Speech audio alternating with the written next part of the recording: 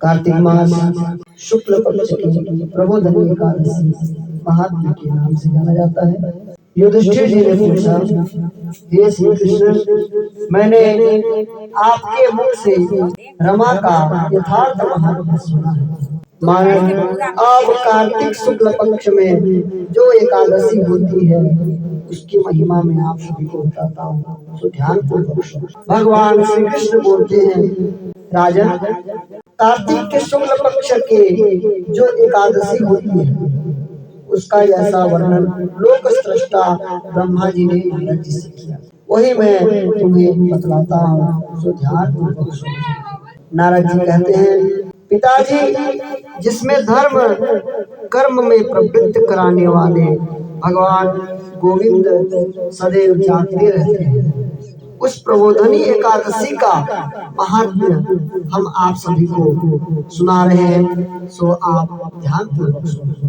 तभी ब्रह्मा जी बोले, मुनि श्रेष्ठ, प्रबोधनी का महात्म्य पाप का नाश करता है, पुण्य की बुद्धि तथा उत्तम वृद्धि वाले पुरुषों को मोक्ष प्रदान करने वाला यह एकादशी है। समुद्र से लेकर सरोवर तक जितने भी तीर्थ हैं वे सभी अपने महात्म्य की तभी तक गर्जना करते हैं जब तक कि कार्तिक मास में भगवान विष्णु की प्रबोधनी तिथि नहीं आ जाती। प्रबोधनी एकादशी एक ही उपवास कर लेने से मनुष्य 1000 अश्वमेध तथा 100 राजसूय यज्ञ का फल पा लेता है। इस कथा को सुनने से मनुष्य 1000 अश्वमेध यज्ञ और राजसूय यज्ञ का फल पा लेता है, ऐसा लिखा गया।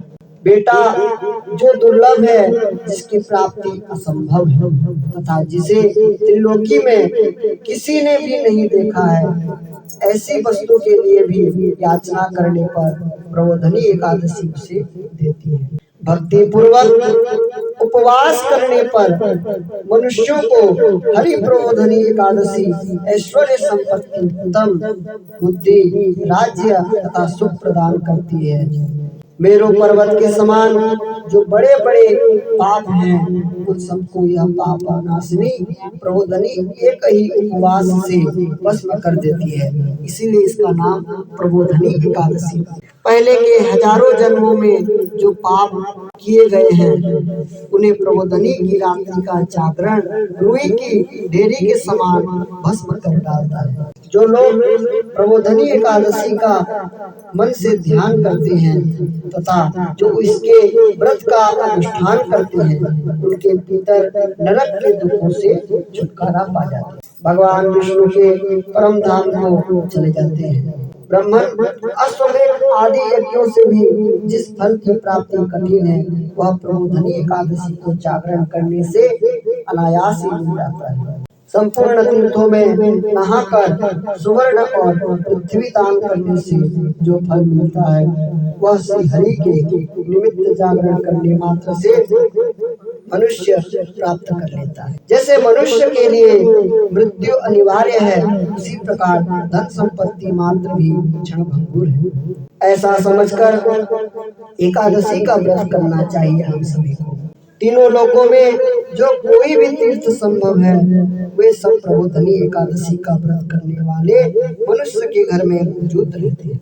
कार्तिक की हरि प्रबोधनी एकादशी पुत्र तथा पौत्र प्रदान करने वाली है। यह जो एकादशी है यह पुत्र पौत्र प्रदान करने वाली है। जो प्रबोधनी को उपासना करता है वही ज्ञानी है, वही योगी है, वही तपस्वी और जितेंद्रिय है तथा उसी को भोग और मोक्ष को प्राप्ति होती है। बेटा, प्रबोधनी एकादशी को भगवान विष्णु के उद्देश्य से मानव जो स्नान, दान, जप और होम करते हैं वह सब अक्षय होते हैं।